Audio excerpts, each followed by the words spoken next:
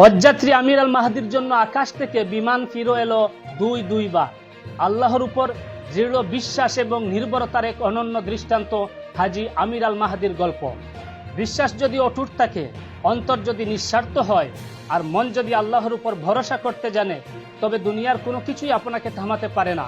এমনই এক বাস্তব গল্প উঠে এসেছে লিবিয়ার তরুণ আমির আল মাহদির জীবনে, যা শোনার পর চোখে জল আসে আর অন্তর প্রশান্তিতে ভরে যায়। 2025 সালের 26শে মে আল জাজিরায় সাবাকাত অনুষ্ঠানে এই গল্পটি প্রচারিত হতেই তা দাবানলের মতো ছড়িয়ে পড়ে সামাজিক মাধ্যমে। লাখো মানুষ এই কাহিনীতে পেল এক নতুন আশার আলো, এক অনন্য শিক্ষা। ঘটনাটি শুরু হয় লিবিয়ার দক্ষিণাঞ্চল শহর সাভার বিমানবন্দর থেকে। হজযাত্রীদের বহনকারী বিমান তখন ছাড়ার প্রস্তুতিতে ব্যস্ত। যাত্রীদের নাম একে একে ডাকা হচ্ছিল, সবাই উঠছেন বিমানে। কিন্তু আমির আল মাহদি, যার হৃদয়ে হজের উদ্দেশ্যে যাওয়ার অটল সংকল্প, তাকে আটকে দেওয়া হয় একটি সামান্য পাসপোর্ট জটিলতার কারণে। সবার মুখে ছিল সান্ত্বনার বুলি, এইবার না হয় পরের বার হজ করো। কিন্তু আমিরের জবাব ছিল দৃঢ় ও নির্ভীক।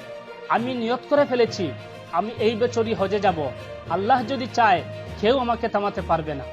বিমানবন্দর ছেড়ে যাওয়ার সব প্রস্তাব তিনি ফিরিয়ে দেন। চারপাশে কেউ তাকে বুঝাচ্ছিল, কেউ হাল ছাড়ার পরামর্শ দিচ্ছিল, কিন্তু তার কণ্ঠে তখনও শুধুই তাওয়াক্কুল আর আল্লাহর উপর অগাধ বিশ্বাস। তখনই ঘটল প্রথম বিস্ময়কর ঘটনা। বিমান কিছুক্ষণের মধ্যেই উড়ে গেল, কিন্তু আকাশে উঠতেই দেখা গেল এক কারিগরি ত্রুটি। বিমানটি আবার ফিরে এলো সাভার বিমানবন্দরে। সবাই ভাবল নিশ্চয়ই এবার আমির উঠতে পারবেন, কিন্তু না, বিমানের দরজা খুলল না। কাউকে আর উঠতে দেওয়া হলো না। বিমান মেরামতের পর আবার যাত্রা শুরু করলো, কিন্তু আমির তখনও অবিচল। তার ঠোঁট থেকে বেরোলো সেই একই বিশ্বাস ভরা উচ্চারণ, এই বিমান আমায় ছাড়া যাবে না, এটি আবার ফিরবে ইনশাআল্লাহ। আর তখনই ঘটল সেই অলৌকিক পরিণতি। দ্বিতীয়বার আকাশে ওড়ার পর বিমানটিতে আবার দেখা গেল এক ত্রুটি, এবং বাধ্য হয়েই সেটি আবার ফিরে এলো সাভার বিমানবন্দরে। এবার দৃশ্যপট পাল্টে যায়। বিমানের পাইলট নিজেই ঘোষণা দিলেন, যতক্ষণ না আমির আল মাহদি এই বিমানে ওঠেন, আমি এটি চালাবো না। অবশেষে আমিরকে বিমানে তোলা হলো। সেই মুহূর্তটি ক্যামেরাবন্দি হয়ে ভাইরাল হয়ে যায়। সারা বিশ্ব জুড়ে মানুষ বিস্ময়ে তাকিয়ে রইল এই তরুণের ঈমান আর দৃঢ়তার দিকে। সামাজিক মাধ্যমের প্রতিক্রিয়া ছিল অভাবনীয়। একজন লিখেন, যে বিমান দুইবার ফিরে আসে কেবল একজন মানুষের জন্য, সে মানুষের ইচ্ছা নিশ্চয়ই আসমানি অনুমোদন পেয়েছে।